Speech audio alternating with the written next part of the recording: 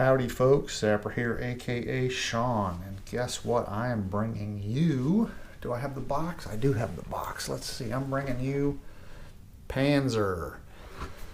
So I know it's been a little bit. I've been played some, I think I might have covered this in my last video, playing some non-war game stuff. I played 1846, which was my first 18XX game. I really enjoyed it, and I have a couple more on orders, the GMT ones.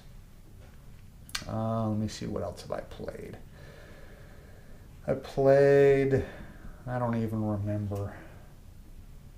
I don't know, 1846 is the only one that I can think of right now. But I've been playing some other games, non-war game type stuff, and decided to get back into some gaming. Of course, on the Tack Up Facebook page, there is a Play 10 Games in 2022 challenge where you can possibly win a free board game. I don't really care about winning the free board game, but I view the challenge as just a way to get me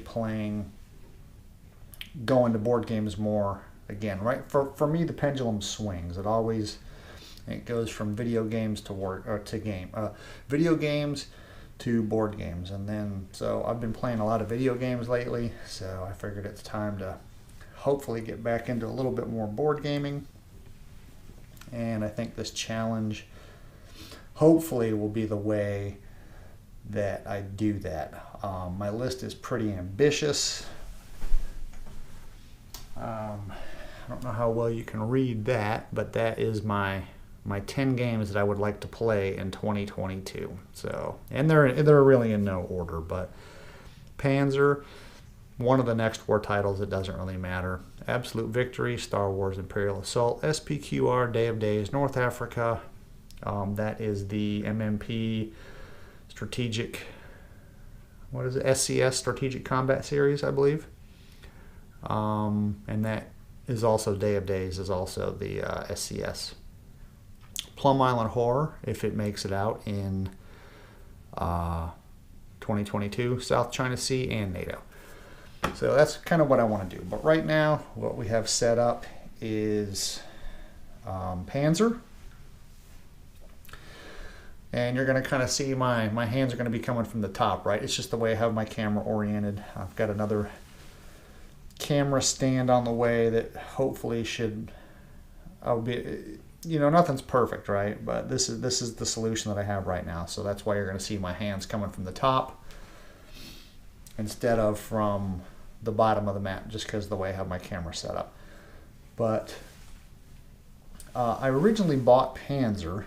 I've got all the expansions for it. I originally bought Panzer because I just wanted more maps for MBT, which is the modern version of the Panzer system. So that's originally why I bought Panzer. But then I cracked it open, and I like armored warfare. That's probably my favorite thing. I'm not a huge fan of tactical level games, but tank to tank combat, that's always been something that's interested me. So as I opened up Panzer, I was like, well, let me give it a shot. So what we have here is and I'm only going to be playing the basic rules at the moment, because this is one of those systems where the advanced rules really get pretty granular, and it's one of those things where the more you play it, the more familiar you become with the rules, right? So if you, I haven't played MBT. I think I played MBT sometime last year. So it's been at least a year since I've played MBT. So you're going to forget the rules, right? So this is just the basic scenario. It's the first scenario in the rule book, or in the playbook. It is scenario 1, the crossings, Ukraine, late 1943. So we have the Soviets here on my left, your right, and we have the Germans on my right, your left. And the objectives are these stars. So we have a bridge, and then we have another bridge, and then we have a ford. So the bridges are worth let's see here. The bridges are worth 80 victory points each.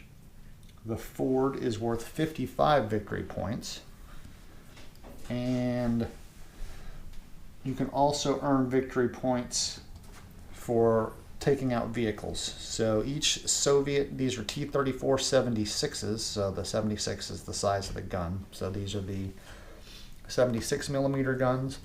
And then we have the Panzer, these are all Panzer 4Gs. And they have a 75 millimeter gun. So the T-34s are worth 66 victory points each, and the Panzer 4s are worth 64 victory points. The company headquarters, there's one tank on each side, so I've got the little cube on it, so you can see the red cube and the gray cube.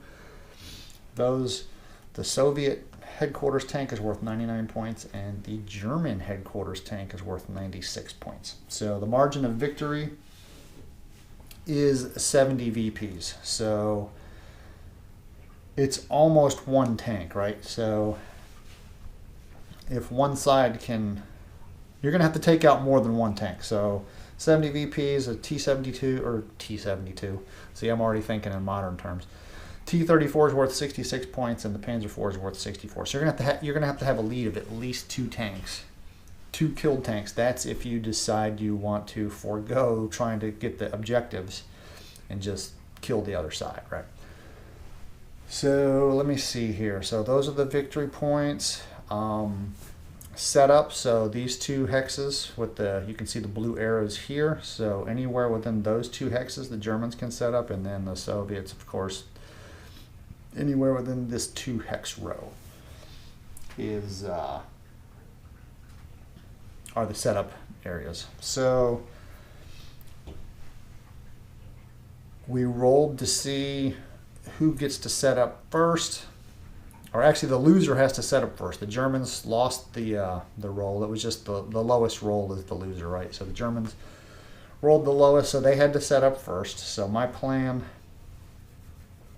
and the winner gets to choose which side of the map they want to. So the Soviets win the roll. They decide that they are going to, they wanted this side of the map. So the Germans were stuck with this side. So the Germans had to set up first, and they got this side. So German plan is we've got this nice hill here. So they're going to kind of use this piece of terrain to hopefully to their advantage. And of course we've got these over here. So these guys over here, I'm not quite sure exactly what I want to do yet, but I will probably get some tanks over here to kind of look down that way, of course facing that bridge, and then I might get some over here. And then of course down south we've got this town that we can use to our advantage, and of course we've got this large terrain feature. We'll see about the ford. I think that the Germans' primary focus is going to be the 2 bridges. They are worth more victory points. But we've got this nice big terrain feature right here that we can use as cover. Got some light woods right here. Soviets, on the other hand, there's really not much. They're kind of out in the open on this side. But we've got these nice small terrain features that we can use. We've got this nice group of hills right here, and then we've got some woods that we can use for cover as well. Plans with the Soviets at the moment, I think we'll move this platoon. We have 3 platoons with 3 tanks in each platoon, so I think we'll move this platoon here, and this platoon will kind of head over to here. I think this platoon and the headquarters is kind of gonna lay back in reserve. I didn't cover the Germans, but the Germans have 2 platoons, each with 5 tanks, and then the 1 headquarters. So they have 11 tanks, and the Soviets have 10 tanks. We'll kind of cover the tanks really quick. So the Panzer 4Gs, they have the advantage in range. So from one side of the map to the other, and you can see this line that's where the map starts, right? So that's the border. The Germans, so from one side of the map to the other is 12 hexes. Medium range for a German Panzer IV is 12 hexes, short range is 7, and point blank range is 3. If we look at the T70, there I go again with the T70. So the T34 has a medium range of 10. So the German tanks are better as far as range. So that's going to be part of the German strategy, is to hopefully stay between that. We want to keep the T34s at the long range, right? So it's going to make it harder for them to shoot at us. So the German tanks have the advantage in gunnery. However, the Russian tanks have the advantage in armor. So if we look at the turret front, we have a armor value of 18 and 18. So that's the hull front, turret front, and then the Panzer IVs have a 12 and a 14 respectively. Let me see here. So penetration value at medium range is 18 for the German 75mm gun, and it looks like it's a 15 for the T34. So let me look. Yeah, so if we hit a turret front or even a hull front, we have a good penetration value. And then, so the Germans are definitely at the disadvantage when it comes to, they can shoot better, but their tanks are not as well armored. The Soviets definitely have the advantage as far as survivability goes. So I'm definitely I'm gonna leave this group here. They're gonna kind of be in reserve, and we'll see how things pan out. But I think that's really all. I don't think I'm going to be playing with any kind of the advanced rules. I think it's just going to be basic for this first game. We'll see how it goes, and then we'll see how it goes. I mean, again, my list of games to play in 22 is quite extensive, but you know, I don't want to let that list necessarily drive. If I'm enjoying this, I'll keep playing it. I did enjoy MBT, so I mean, this is no different, right? This is just from reading the rules and everything. The basic rules are the same, but as far as the amount of extra stuff going into the game, it's a little bit easier, right? You know, we don't have guided missiles in this game, which there are, you know, everything in MBT is pretty much guided missiles. Explosive reactive armor doesn't exist in World War II, and a lot of Soviet tanks have that. So those are just extra things, extra fiddliness that come along with the game. But I guess I will be back. I'll go ahead and do maybe a turn or two. This first turn I think is going to be a little bit more moving than shooting, even though we are already in range of each other. It's just whether or not we can see each other. And it looks like probably these guys here can't see anybody. These guys here, probably. I don't know. It depends. Woods might block. But I'll be back after maybe a turn or two, and we'll see where things have progressed. All right. I'll catch you in a little bit.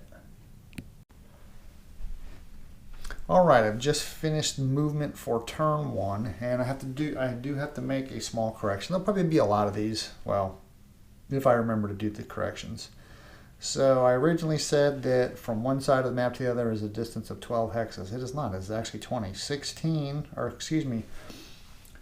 38 minus 16 is 22. That's basic math, Sean, so get it right. So it is 22. So just to kind of go over what everybody did, is pretty much everybody had a move order. The only exception was this group right here. They did an overwatch, and I was of course thinking that it was a 12 hex thing, right? It was a 12 hex distance, and they would have might have been able to shoot somebody, but it didn't quite work out that way.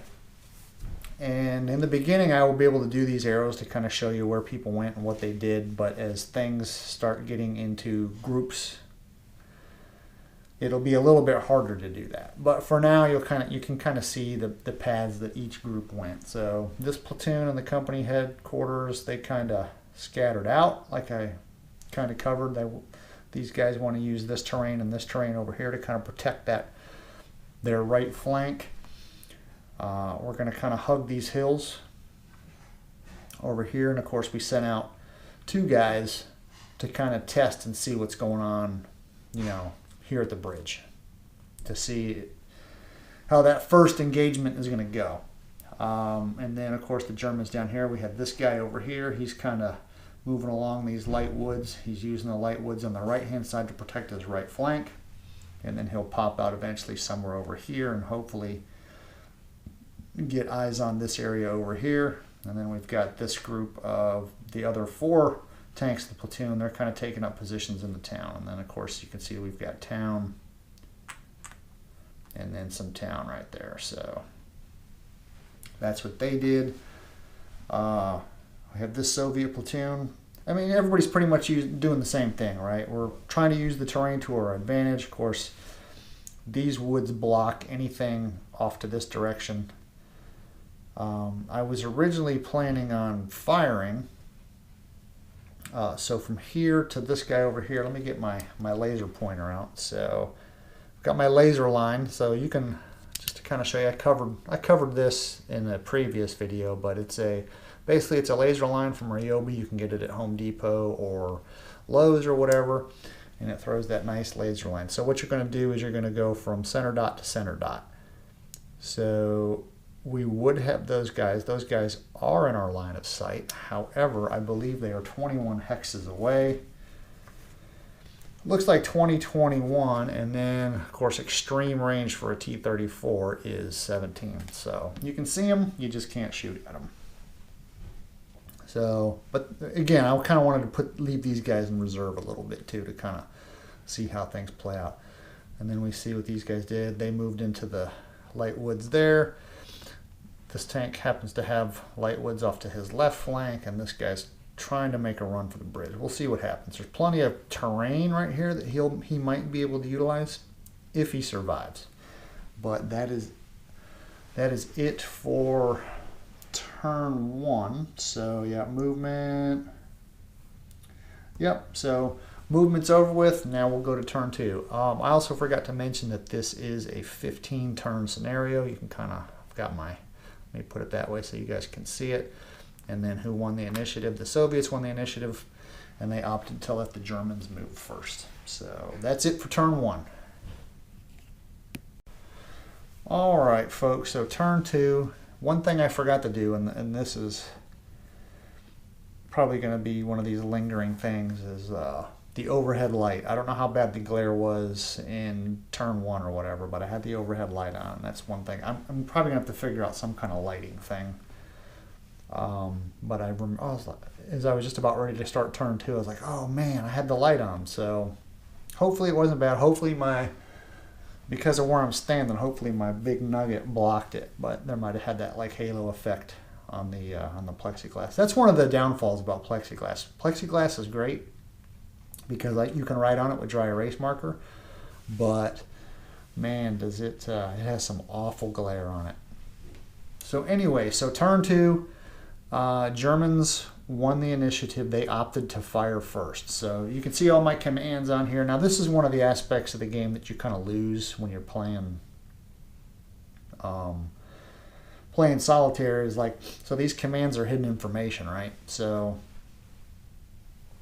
unfortunately, you know, I don't have that option of having hidden information, but you know, you kind of just do the best that you can do. So the Germans won the initiative. They opted to fire first. So anybody with a fire marker or a short halt can fire, or first player. So the Germans will fire whatever they want to fire first that has the appropriate marker, and then the Russians get to fire. So I kind of have it all plotted out already how it's going to go down. So we have this Panzer IV down here. He's going to fire, so 12% chance. It's a range of 13, which that just puts it into the long range category. And then because he's moving and he's moving, it's penalties. So yeah, basically a very low chance of success on that. So we'll go ahead and we'll see. He needs a 12%. and that is a 16. So he almost got it. You can't read that probably. That one's kind of hard to read, but it's a 16. So he missed. Now these two tanks will fire here, and of course that'll change that to a fire. He was spotted through firing. So now these two up here, these are at medium range. So a 20% chance. We'll go ahead and fire at that one. 26. That is a miss. And that's a 13, so that's actually a hit. Let's look here. So penetration value at medium range is 18. I believe that guy has a front armor of 18. So we may not be able to, might not. Let's roll for the hit location. Hit location is turret front. And I just need, one thing I need to look up really quick is to make sure if the penetration value and the armor values are the same, if I can still hit, or if it has to be over. Alright, so as long as the penetration value is equal to or greater than. So luckily, we can look right here, at medium range, the penetration value of their 75mm gun is 18. So we want to engage targets at medium range or less, otherwise we're not going to be able to do anything to the Soviet tanks. And then if we look here, turret front is 18. Those are level shots. Both of us are at the same elevation. So luckily, we did get lucky. So now what we need to do is we need to roll to see what the damage was. So that's a 7. So if we look on this chart right here, so we're using the 75mm kinetic energy round. So we rolled a 7. So that is a knockout. So it looks like we'll go ahead and replace that with that. There we go. Looks like the Germans get to strike first. And then I think that was the first tank that fired. No, that was the second tank. Anyway, it doesn't matter. Even if it was the first tank that fired, the second tank doesn't get to shoot at anything because there's nothing for him to shoot at. He chose that target. That target's already dead, so that is that. So the Germans got first blood on that one. These guys now have a spot fire marker. Now what I'm going to do is now the Soviets or the Russians get to go. This guy, because he's dead, there's no simultaneous fire, right? So that guy had a short halt mark on him, but he's gone, so he doesn't get to shoot back. I think I'm going to save this guy. He has an Overwatch marker. I think I'm going to save him till after anything potentially moves over here. And I can, let me see here. Yeah, I'm pretty sure I get to do that. I think I can save that Overwatch. So this guy right here, he is going to fire at one of those. He has a 12% chance, so chances are he's not going to be able to do it, but you never know. 24, so he got close. So that is it. That is the fire phase. Now we'll go ahead and cover or do the movement phase, and I'll be back in a minute. Alright, so I've just conducted the movement. You can kind of see where I went here, slowly moving forward down here. Anybody that has the short halt command on it can only move half, so they're a little bit slower, but that makes sense, right? Like you stop to take a quick shot, then you keep on moving. So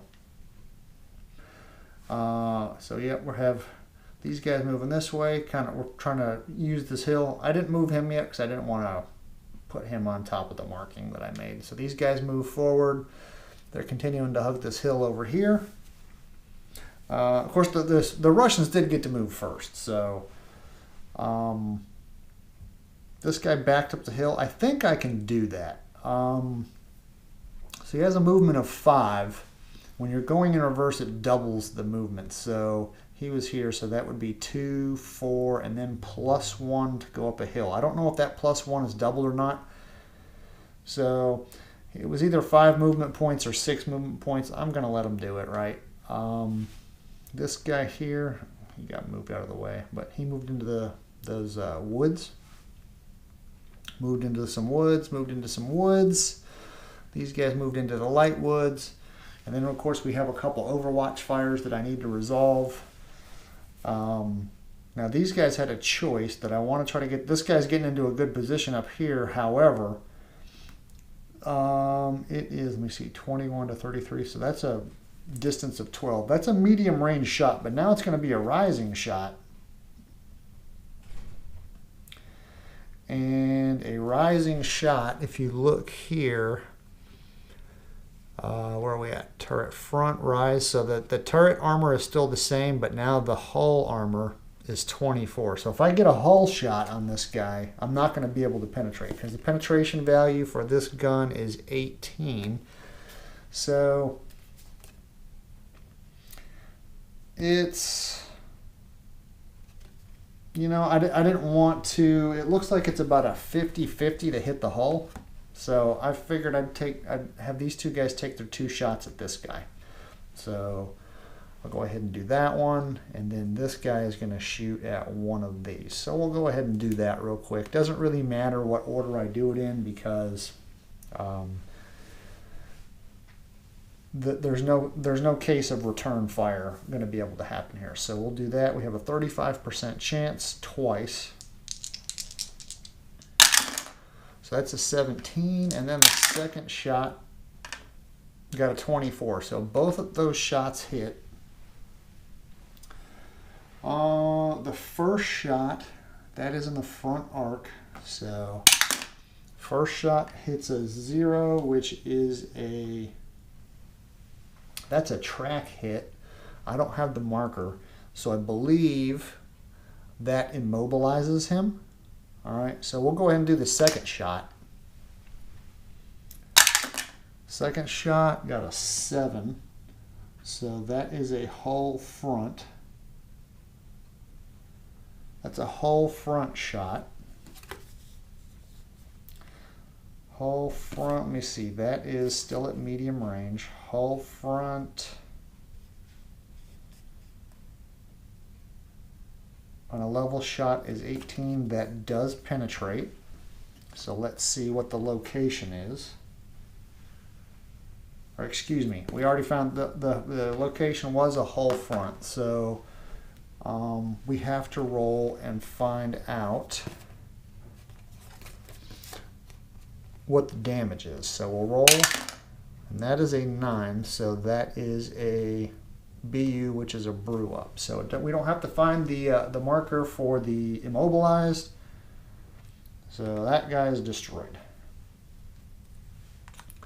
So now the Germans have killed 2, and the Russians have not killed anybody yet. So I can see that the gunnery skills of these Germans are a little bit better. So we have a 21% chance, because that is a long range shot, right? 12 hexes away on a T-34.